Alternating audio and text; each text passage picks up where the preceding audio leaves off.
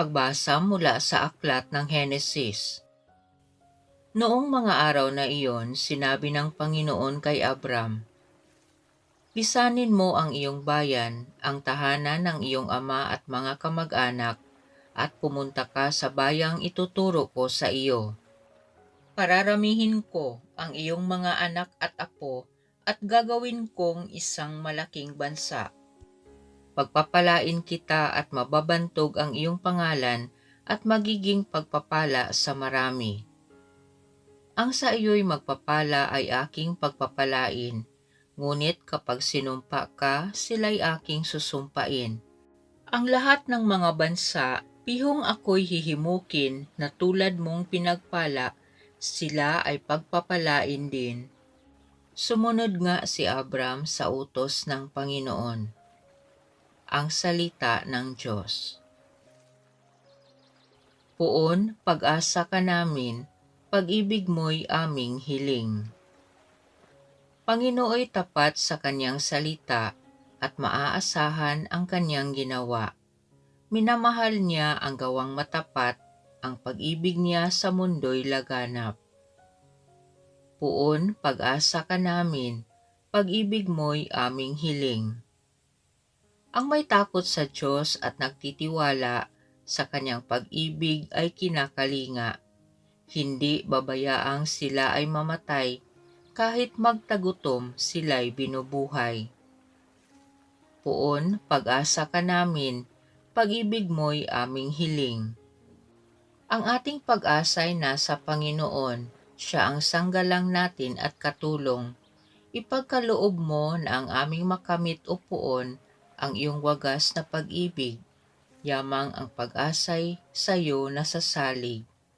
Poon, pag-asa ka namin, pag-ibig mo'y aming hiling. Pagbasa mula sa ikalawang sulat ni Apostol San Pablo kay Timoteo. Pinakamamahal kong kapatid, makihati ka sa kahirapan dahil sa mabuting balita, sa tulong ng Diyos na nagligtas at tumawag sa atin upang tayo'y maging kanyang bayan. Ito'y ginawa niya sa pamamagitan ni Kristo Jesus, hindi dahil sa ating mga gawa, kundi ayon sa kanyang layunin at kagandahang loob na inilaan sa atin bago pa magsimula ang panahon. Ngunit nahayag lamang ito nang dumating si Kristo Jesus na ating tagapagligtas. Nilupig niya ang kamatayan at inihayag ang buhay na walang hanggan sa pamamagitan ng mabuting balita. Ang salita ng Diyos. Sa ulap na maliwanag, ito ang siyang pahayag ng Diyos Ama na nangusap. Ito ang mahal kong anak, lugod kong dinggin ng lahat. Ang mabuting balita ng Panginoon ayon kay San Mateo.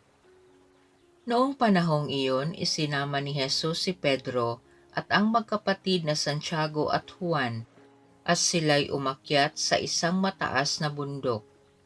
Samantalang sila'y naroon, nakita nilang nagbagong anyo si Jesus. Nagliwanag na parang araw ang kanyang mukha at pumuting parang busilak ang kanyang damit. Nakita na lamang at sukat ng tatlong alagad sina Moises at Elias na nakikipag-usap kay Jesus. Kaya't sinabi ni Pedro kay Jesus, "Panginoon, mabuti pa'y dumito na tayo. Kung ibig ninyo, gagawa ako ng 3 kubol, isa sa inyo, isa kay Moises at isa kay Elias." Nagsasalita pa siya nang liliman sila ng isang maningning na ulap. At mula rito'y may tinig na nagsabi, "Ito ang minamahal kong anak na lubos kong kinalulugdan. Pakinggan ninyo siya."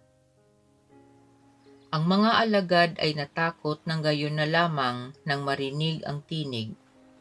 Ang mga alagad ay natakot ng gayon na lamang nang marinig nila ang tinig at sila'y napasubasog. Ngunit nilapitan sila ni Jesus at hinipo. "Tumindig kayo," sabi niya, "huwag kayong matakot." At nang tumingin sila ay wala silang nakita kundi si Jesus.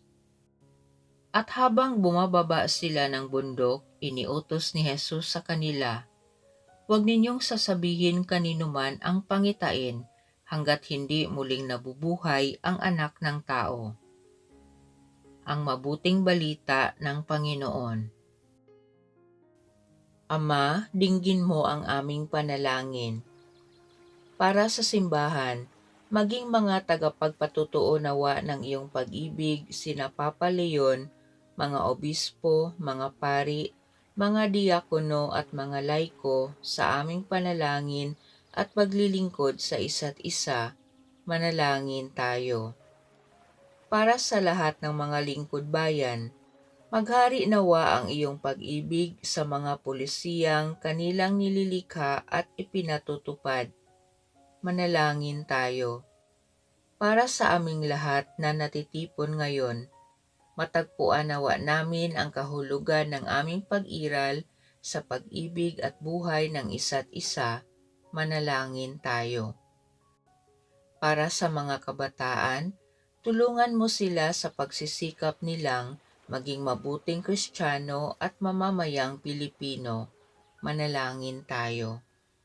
Para sa aming mga yumaong mahal sa buhay, yakapin mo sila sa iyong walang hanggang pagmamahal. Manalangin tayo. Itaas din natin ang mga kapatid nating nangangailangan ng panalangin, ang mga pangangailangan ng ating pamayanan at ang ating mga personal na kahilingan.